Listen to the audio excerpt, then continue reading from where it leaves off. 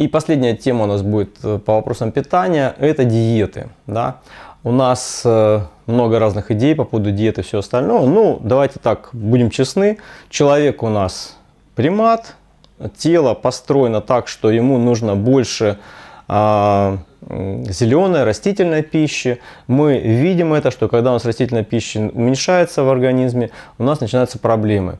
Значит, ну, в силу там вот этого фастфудного этого подхода, что вот по-быстрому что-то съесть там и так далее, у нас исчезают салаты, исчезают фрукты, исчезают овощи просто катастрофически из рациона. Плюс к этому у нас очень много термической обработки. Да?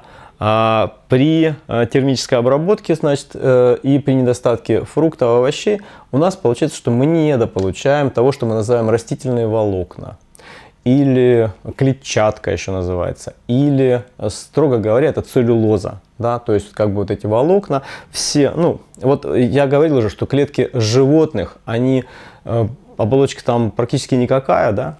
Но в клетках растений, вот тот самый лук, который мы разглядывали, может быть, кто помнит, в школе через микроскоп, да, вот клетки растений, они, оболочки у них построены из целлюлозы. Там такая интересная история, там начинает вот эта целлюлоза вот такими как бы веточками формироваться, и вот там прям вот такой вот как бы переплетение такое, так вот прям накладывается вот так, и заливается чем-то вроде эпоксидной смолы. То есть у нас все перегородки у растений очень крепкие, и за счет вот такого строения у нас вот эта травинка, былинка поднимается и стоит, понимаете, крепко, не валится, не падает. У нее просто вот это вот как из эпоксидки все это сделано. Это и есть целлюлоза, да. И целлюлозой питаются бактерии в вашем кишечнике, в нижних отделах. Если у вас там недостаточно целлюлозы будет, то есть вот вы просто недостаточно едите овощей и фруктов, у вас там недостаточно целлюлозы, значит, бактериям хорошим нечего есть, их становится меньше. А что такое кишечник? И вообще как бы вот внутренняя среда нашего организма. Ну, этот кишечник, да, у нас он как-то там петляет, там не буду там как рисовать. В нем, ну, по разным оценкам, ну, 300-500 различного вида микробов. Да? То есть, ну, там мы знаем, что там лактобактерии, бифидумбактерии, там еще какие-то бактерии, основные мы знаем, да? Или там кишечная палочка, вот это коли, да, бактерия. Но у нас там в кишечнике вот эти все множество разнообразных видов микробов, они постоянно сражаются за место под солнцем. Просто постоянно, мгновенно друг друга душат, выделяют специальные вещества, чтобы уничтожить соперников. Значит, просто чтобы захватить. Задача бактерий – захватить все мгновенно. Там, пример простейший, да, вы, допустим, если там будете, там, например, там, делать вино, да, и все будет хорошо, вы будете ставить, оно будет сбраживаться, и будет вот это брожение дрожжевое там происходить. Но иногда вдруг бац, и у вас там начнется брожение. Неправильно, будет выглядеть примерно так же, только пахнуть будет, как квашеная капуста. Это будут уже молочно-кислые бактерии, потому что вот квашеная капуста, соленья наши, это молочно-кислые бактерии. Они победили. Вот есть как бы, значит, у нас пищевая для них среда какая-то, и они начали развиваться активно и захватили тут же все пространство. Дрожжам при всей их скорости как бы размножения ничего не досталось, то есть не смогли они размножиться. Поэтому эта борьба происходит постоянно. Там бывают союзы, например, бифидумбактерии и вот эти лактобактерии, молочно-кислые бактерии.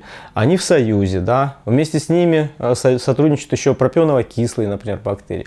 А другие бактерии, наоборот, им противостоят, да. Так вот, те, которые пожирают мясо, да, вот эти вот животные останки, те как раз-таки нам будут кормить ненужных нам бактерий. А вот те, которые питаются целлюлозой, это будут хорошие, правильные бактерии, будут размножаться. При этом они будут, эти бактерии, давать нам витамины группы В, некоторые, и при этом они будут давать короткоцепочечные жирные кислоты. Да? Что это такое? Это реальные жиры, но с очень маленьким размером молекул. И организм будет их засасывать, потому что кишечник маленькие молекулы может забрать внутрь, большие не может, он их не забирает. Он их считает чужими, они должны быть разломаны до более мелких. Вот. И поэтому у вас будет источник энергии. Несмотря на то, что вы кушаете вроде бы растительную пищу, но это будет источник энергии. И плюс к этому, что они не будут давать вам токсины. Да? Вот, например, в своей книжке «Доктор, посмотри, что у меня внутри», или как-то там, или «Посмотри, что у тебя внутри», какая-то есть книжка такая, я дам ссылку, напишу автора. Человек пишет, да, что, например, такое явление, как аутизм у детей, вызван как раз-таки неправильным составом кишечной флоры, как ее называют сейчас микробиоты. Вот эта микробиота, она смещена из-за питания, из-за того, что мало растительной пищи ребенку давали. Вот, она смещена в сторону, значит, в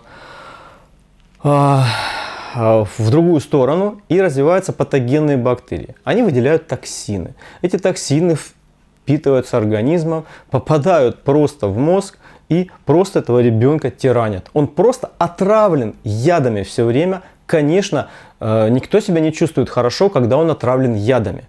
Поэтому его, значит, мир вот так вот схлопывается, он мало чем интересуется. Он просто находится под воздействием ядов. Помощью ему будет смещение питания в сторону растительной пищи. Потихонечку нужно добавлять больше растительной пищи. Иногда, а может быть даже очень часто, значит, растительная пища будет приводить к проблемам пищеварения, особенно поначалу. Вот от чего это зависит, почему некоторым растительная пища вот так вот не заходит. Некоторые вот взяли там и все, они вегетарианцы, у них прекрасно все, а другой просто начинает есть растительную пищу, ну никак. Вот она просто чувствует, что ему аж хуже становится эта растительная пища. Вот, мы поговорим в следующем нашем видео о том, почему это происходит и как этого избежать, и как помочь людям и самому себе, чтобы вы и растительную пищу получали, это же полезно, это же ЗОЖ, вот, и в то же время, чтобы это не создавало у вас неприятных каких-то состояний. С вами был Анучин Олег. Мы закончили серию видео по поводу питания, витаминов и минералов. Вот, и перейдем к следующим вещам, которые тиранят наш организм и разрушают его изнутри. Пока-пока. Да, ставьте лайки, пишите комментарии, задавайте вопросы. На некоторые вопросы я уже стал отвечать, если вы заметили. До свидания.